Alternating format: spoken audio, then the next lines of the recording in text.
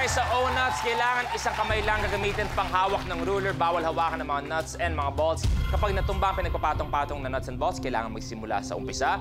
8 ang kailangan ma-stack at pinaka-importante, kailangan tumuyo ang stack for 3 seconds. Pag nagawa naman yun, lahat tayo matutuwa dahil magkakaroon ka ng 1 million pesos. Good luck. Ultimate challenge for 1 million.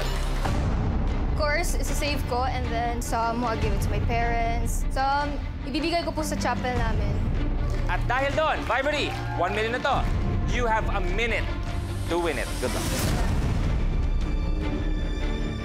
The game begins in 3, 2, 1. Go!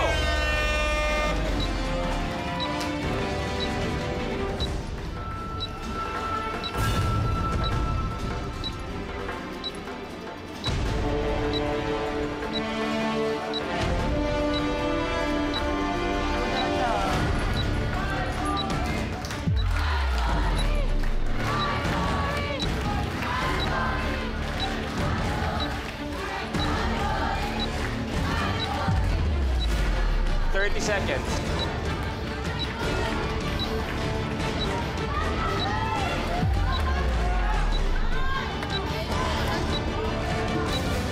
$20.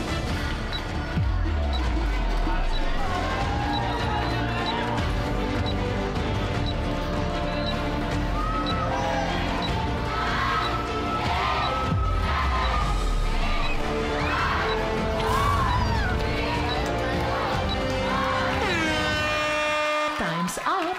Very hard. Tapos ang challenge, pero wala tayong 1 million. Pero ikaw naman, meron ka pa rin 70,000 pesos.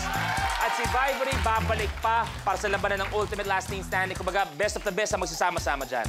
Anong pakiramdam maging last team standing? Siyempre, hindi ko inaasahan talaga. As in, yung inaasahan ko lang is at least makapasa sa stage 1. And I was like, At mag-enjoy lang. Yeah, Pero may enjoy. 70,000 ka na dahil sa galing mo. Kaya naman, teens!